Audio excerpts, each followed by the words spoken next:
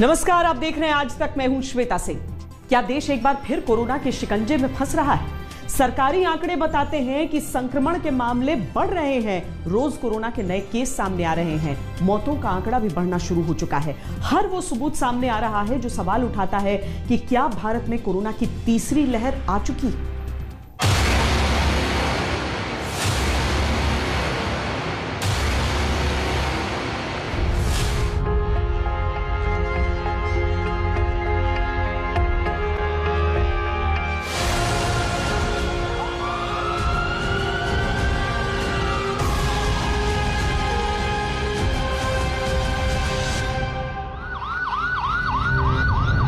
फिर बढ़ने लगा संक्रमण का आंकड़ा।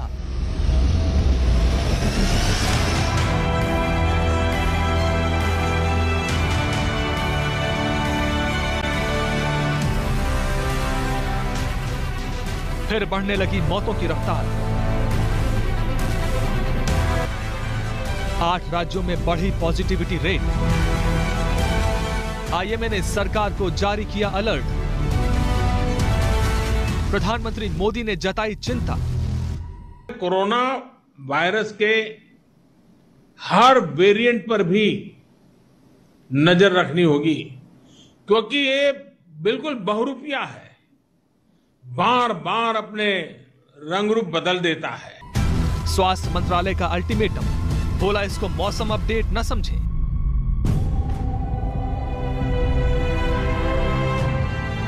जब हम थर्ड वेव की बात करते हैं तो हम थर्ड वेव को मौसम के समाचार की तरह से, वेदर अपडेट की तरह से सामान्य रूप में ले रहे हैं। हम उसकी गंभीरता और उससे संबंधित अपनी रेस्पॉन्सिबिलिटी को शायद जिस स्थाई पर समझने की जरूरत है, वहां पर कुछ चूक हो रही है। मामला गंभीर है। क्या तीसरी लहर देश में पहुंच चुकी है? पूरी दुनिया में बढ़ चुका है तीसरी लहर का प्रकोप। दुनिया में 3 लाख से 9 लाख प्रतिदिन पहुंचे कोरोना के मामले। और अब वैक्सीन को लेकर आ रही है बड़ी चुनौती। सेकेंड डोज का सबसे बड़ा चैलेंज आ रहा है सामने। प्रधानमंत्री परेशान हैं, लेकिन लोगों की छुट्टियां खत्म नहीं हो रही हैं। कई बार हम ये तर्क सुनते हैं और कुछ लोग तो बड़ा सीना तान करके बोलते हैं, अरे भाई तीसरी लहर आने से पहले हम एंजॉय करना चाहते हैं। ये बात लोगों को समझाना जरूरी है कि तीसरी लहर अपने आप नहीं आएगी। स्वास्थ्य मंत्रालय चेतावनी दे रहा है, लेकिन लोग मौसम का मजा उठा रहे हैं। यह मॉनसून की बारिशों से आने से पहले कहीं हम घूमने चले जाएं, या ऐसा कोई सिंपल आचरण नहीं है, बल्कि वायरस वर्सेस ह्यूमन बीइंग, इसके बीच चलने वाली कंटिन्यूअस लड़ाई है। इसलिए जरूरी है कि हम सब यह समझें कि थर्ड वेव प्रकृति से ज्यादा हमारी प्रवृत्ति पे डिपेंड करेगी। यानी कि जरूरी है कि हम कोविड एप्रोप्रिएट बिहेवियर या उसका फॉलो ना करें। उसके बेसिस पर कौन सी वेव आएगी, कितनी इंटेंसिटी से आएगी, उस पर डिपेंड करेगी। पूर्वोत्तर के राज्यों पर वायरस का दोबारा अटैक हो चुका है। पूर्वोत्तर के 4 राज्यों में संक्रमण रफ्तार पकड़ रहा है। कई जगहों पर टेस्ट पॉजिटिविटी रेट बढ़ रही है। सरकारी आंकड़ों के मुताबिक 15 जुलाई तक सिक्किम में पॉजिटिविटी रेट 19.5%, मणिपुर में 15%, मेघालय में 9.4% और मिजोरम में 11.8% है। ये हमारे लिए चेतावनी है, रेड फ्लैग है। इसको आप वार्निंग लेकर चलिए कि सब कुछ जो है वो टेकन फॉर ग्रांटेड नहीं हो सकता है। सजगता, सतर्कता की बात उसी में से उन्होंने उठाई। विश्व स्वास्थ्य संगठन के मुताबिक पॉजिटिविटी रेट अगर 10% से ज्यादा है तो ये माना जाता है कि संक्रमण नियंत्रण से बाहर हो चुका है। पूर्वोत्तर में ही अरुणाचल प्रदेश में पॉजिटिविटी रेट 7.4%, नागालैंड में 6% और त्रिपुरा में 5.6% है। साथियों, वर्तमान परिस्थिति से हम सब भली भांति परिचित हैं। कोविड की दूसरी लहर के दौरान अलग अलग सरकारों द्वारा मिलकर जो सामूहिक प्रयास किए हैं और उसका परिणाम भी दिख रहा है। लेकिन नॉर्थ ईस्ट के कुछ जिले ऐसे हैं जहां संक्रमण के मामलों में बढ़ोतरी दर्ज की जा रही है। इन संकेतों को हमें पकड़ना होगा। पूर्वोत्तर के अलावा केरल की हालत खराब है, जहां टेस्ट पॉजिटिविटी रेट 10.5% बनी हुई है। हम आपको बता दें कि टेस्ट पॉजिटिविटी रेट इस बात का सूचक है कि एक दिन में जांचे गए नमूनों में से कितने फीसदी नमूनों में संक्रमण की पुष्टि हुई है। इस वक्त देश में कोरोना की टेस्ट पॉजिटिविटी रेट 2.3% है, जबकि पूर्वोत्तर के राज्यों की पॉजिटिविटी दर 7 गुना ज्यादा है। यानी पूरे देश में जिस गति से संक्रमण फैल रहा है, उसके मुकाबले नॉर्थ ईस्ट में हालात कहीं ज्यादा खराब होते जा रहे हैं। सीधा सा मतलब है कि जिस रफ्तार से कोरोना ने तीसरी बार पैर पसारना शुरू किया है, हालत जल्दी ही चिंताजनक हो सकती है। तीसरी लहर पर अलग अलग वैज्ञानिकों का फिलहाल अलग अलग मत है, लेकिन सच्चाई यह है कि दूसरी लहर में जिन परेशानियों से देश गुजरा है, उनको भूलना नहीं चाहिए, क्योंकि संक्रमण का रास्ता सीधे अस्पतालों के आईसीयू तक जाता है। पीएम मोदी ने इस बात को स्पष्ट तरीके से बता दिया है कि तीसरी लहर को किसी भी कीमत पर आने से रोकना है। और ये कोरोना ऐसी चीज है, वो अपने आप नहीं आती है, कोई जाकर के ले आए तो आती है।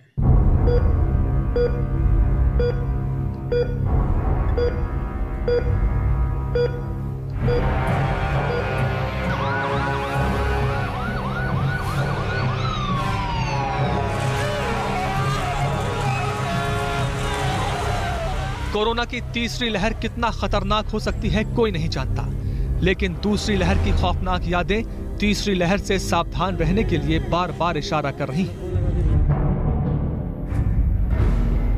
पीएम मोदी ने पूर्वोत्तर के मुख्यमंत्रियों के साथ मीटिंग में सतर्कता और सावधानी के मंत्र पर जोर दिया।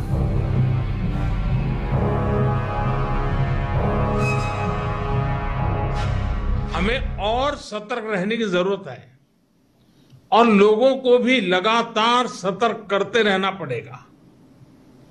संक्रमण को फैलने से रोकने के लिए हमें माइक्रो लेवल पर और सख्त कदम उठाने होंगे। हिल स्टेशंस पर ऐसी भीड़ है जिसको देखकर लगता है जैसे कोरोना का डर लोगों के दिलों से खत्म हो गया, लेकिन वो ये नहीं जानते कि यही लापरवाही उनको तीसरी लहर की तरफ खींच कर ले जा रही है।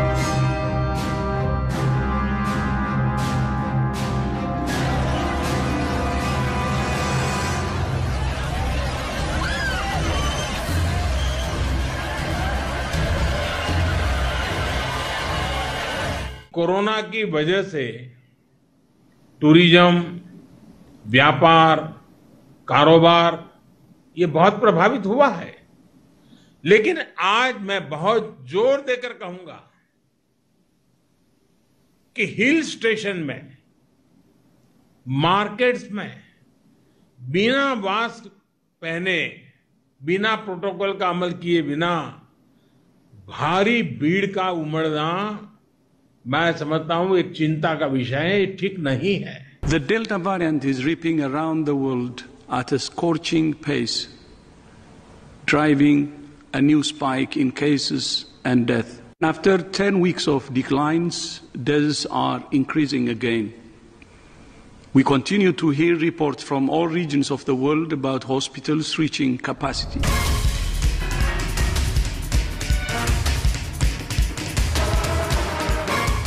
तीसरी लहर को रोकने के लिए साझे प्रयास की जरूरत है। ये प्रयास सिर्फ सरकार की तरफ से नहीं, बल्कि आम जनता की तरफ से भी आना है, क्योंकि कोरोना की तीसरी लहर तब तक नहीं आएगी जब तक उसको लाया नहीं जाएगा। और फिलहाल हालात ऐसे बन रहे हैं कि लोग खुद तीसरी लहर को लेकर आ रहे हैं। लोग सवाल पूछते, तीसरी लहर की क्या तैयारी की है, तीसरी लहर के लिए आप क्या करेंगे? आज सवाल ये होना चाहिए हमारे मन में कि तीसरी लहर को आने से कैसे रोकना है, हमारे प्रोटोकॉल को चुस्ती से कैसे अमल करना है।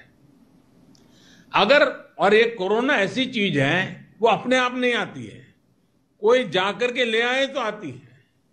अधिक भीड़ वाले जो आयोजन रुक सकते हैं, उनको हमें रोकने का प्रयास करना चाहिए। हमें हर नागरिक को कोरोना बचाव के लिए बने नियमों का पालन करने के लिए निरंतर प्रोत्साहित करते रहना होगा। तीसरी लहर की बहस के बीच चिंता बढ़ाने वाली बात है कोरोना की आर वैल्यू। पिछले महीनों के मुकाबले देश में कोरोना की आर वैल्यू में लगातार बढ़त हुई है, जो संकेत है कि संक्रमण की रफ्तार कई राज्यों में बढ़ रही है, जिसको सरकार भी मान रही है। अगर अब भी सावधान नहीं हुए तो देर हो सकती है।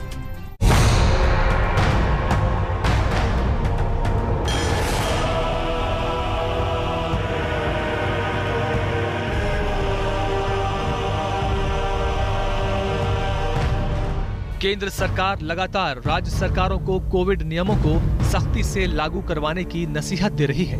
उसकी बड़ी वजह यह है कि कोरोना का आर फैक्टर लगातार बढ़ता जा रहा है। आर फैक्टर यानी वो आंकड़ा जो ये बताता है कि एक संक्रमित व्यक्ति कितने दूसरे लोगों को संक्रमित कर सकता है।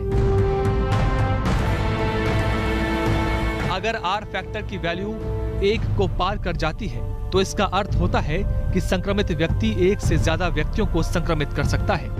चेन्नई स्थित इंस्टीट्यूट ऑफ मैथमेटिकल साइंसेज के मुताबिक केरल, मणिपुर, अरुणाचल प्रदेश और त्रिपुरा में आर फैक्टर बढ़ चुका है। केरल में आर वैल्यू 1.10 के आसपास होने का अनुमान है। मणिपुर के लिए आर वैल्यू 1.07, मेघालय 0.92, त्रिपुरा 1.15, मिजोरम 0.86, अरुणाचल प्रदेश 1.14, सिक्किम 0.88 और असम में कोरोना आर वैल्यू 0.86 है। इंस्टीट्यूट ऑफ मैथमेटिकल साइंसेज के मुताबिक मई में देश में आर फैक्टर 0.78 पर आया। जून के अंत तक वो 0.88 हो गया। इसी साल फरवरी में आर वैल्यू में उछाल देखा गया, जब ये 0.93 से बढ़कर 1.02 हो गया था। अप्रैल में दूसरी लहर के दौरान ये बढ़कर 1.31 पर पहुंच गया।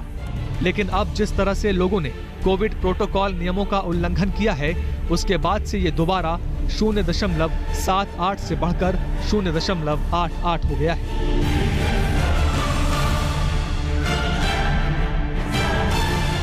सीधा सा इशारा है कि हालात तीसरी लहर की तरफ सिर्फ जा ही नहीं रहे हैं, बल्कि पहुंचने भी वाले हैं। रुकना एक ब्रेक के लिए। ब्रेक के बाद दिखाएंगे कि अगले हफ्ते वैक्सीनेशन अभियान के लिए कौन सी बड़ी चुनौती आ रही है। देखते रहिए आज तक। देश को तीसरी लहर में जाने से रोकना है तो वैक्सीनेशन की रफ्तार को बढ़ाना होगा, लेकिन यह लक्ष्य हासिल करना आसान नहीं है। वैक्सीनेशन की प्रक्रिया को पूरा करना अपने आप में सरकार के लिए बड़ी चुनौती है, खासतौर पर तब जब पहली डोज ले चुके लोगों की दूसरी डोज की तारीख आने वाली है। तीसरी लहर से मुकाबले के लिए हमें वैक्सीनेशन की प्रक्रिया तेज करते रहना है। अगले हफ्ते देश को करीब 1 करोड़ वैक्सीन डोज की जरूरत पड़ने वाली है, जब मई में कोविशील्ड और कोवैक्सीन की पहली डोज लगा चुके लोगों की दूसरी डोज ड्यू होने वाली है। ये अब तक का दूसरी डोज का सबसे बड़ा आंकड़ा है, जिसकी जरूरत अगले 1 हफ्ते में पड़ने वाली है। 1 करोड़ वैक्सीन की यह डिमांड तब सामने आ रही है जब केंद्र और राज्य वैक्सीन की कमी को लेकर जुबानी जंग में छिड़े हुए हैं।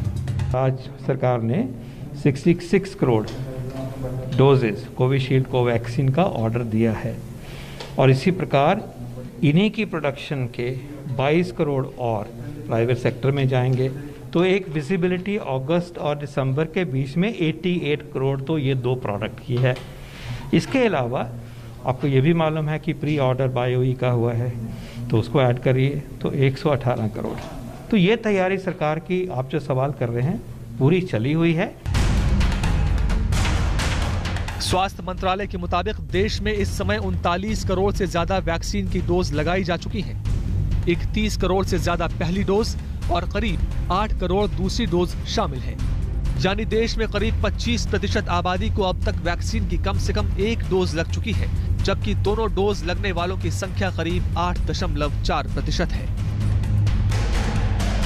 दुनिया के जो मुल्क वैक्सीनेशन में आगे हैं, आधी आबादी को वैक्सीनेट कर चुके हैं, वहां भी लोगों की लापरवाही कोरोना के संक्रमण को नई रफ्तार दे चुकी है।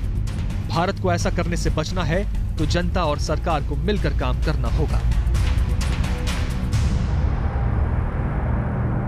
हमारी इस खास पेशकश में अभी के लिए इतना ही। देश और दुनिया की बाकी खबरों के लिए आप देखते रहिए आज तक।